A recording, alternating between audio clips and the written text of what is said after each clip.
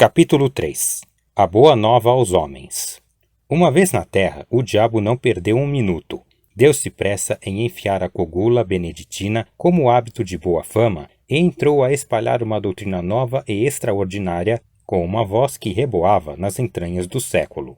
Ele prometia a seus discípulos e fiéis as delícias da terra, todas as glórias, os deleites mais íntimos.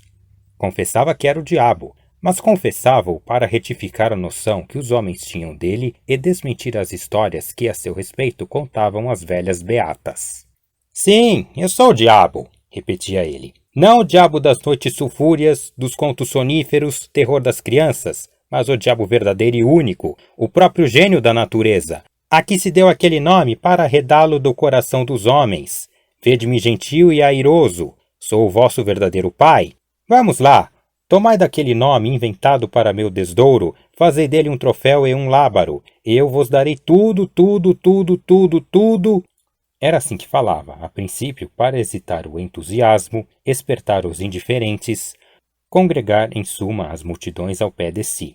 E elas vieram, e logo que vieram, o diabo passou a definir a doutrina. A doutrina era a que podia ser, na boca, de um espírito de negação. Isso enquanto a substância, porque acerca da forma, era umas vezes sutil, outras cínica e deslavada. Chamava ele que as virtudes aceitas deviam ser substituídas por outras, que eram as naturais e legítimas. A soberba, a luxúria, a preguiça foram reabilitadas, e assim também a avareza, que declarou não ser mais do que a mãe da economia, com a diferença que a mãe era robusta e a filha era esgalgada. A ira tinha a melhor defesa na existência de Homero. Sem o furor de Aquiles, não haveria a Ilíada. Musa canta a cólera de Aquiles, filho de Peleu. O mesmo disse da gula, que produziu as melhores páginas de Rabelias, e muitos bons versos de Isope. Virtude tão superior que ninguém se lembra das batalhas de Lúculo, mas das suas ceias. Foi a gula que realmente o fez imortal. Mas ainda pondo de lado essas razões de ordem literária ou histórica, para só mostrar o valor intrínseco daquela virtude, quem negaria que era muito melhor sentir na boca e no ventre os bons manjares em grande cópia do que maus bocados ou a saliva do jejum?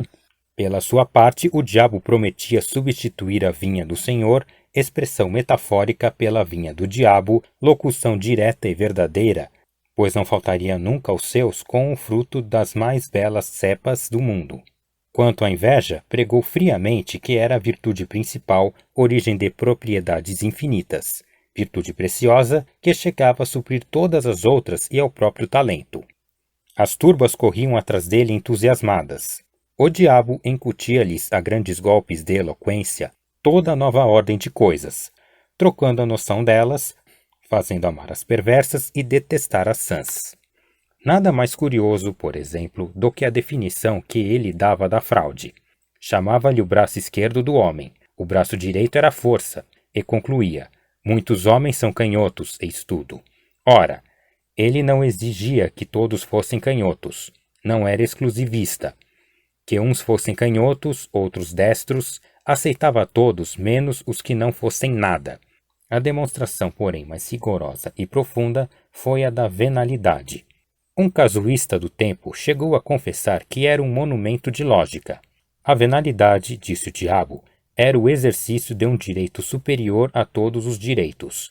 Se tu podes vender a tua casa, o teu boi, o teu sapato, o teu chapéu, coisas que são tuas por uma razão jurídica e legal, mas que, em todo caso, estão fora de ti, como é que podes vender a tua opinião, o teu voto, a tua palavra, a tua fé, coisas que são mais do que tuas, porque são a tua própria consciência, isto é, tu mesmo? Negar é cair no absurdo e no contraditório. Pois não há mulheres que vendem os cabelos?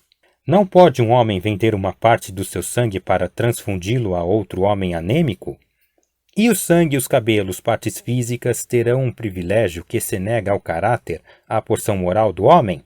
Demonstrado assim o princípio, o diabo não se demorou em expor as vantagens de ordem temporal ou pecuniária. Depois mostrou ainda que, à vista do preconceito social, conviria dissimular o exercício de um direito tão legítimo, o que era exercer ao mesmo tempo a venalidade e a hipocrisia, isto é, merecer duplicadamente. E descia e subia, examinava tudo, retificava tudo. Está claro que combateu o perdão das injúrias e outras máximas de brandura e cordialidade.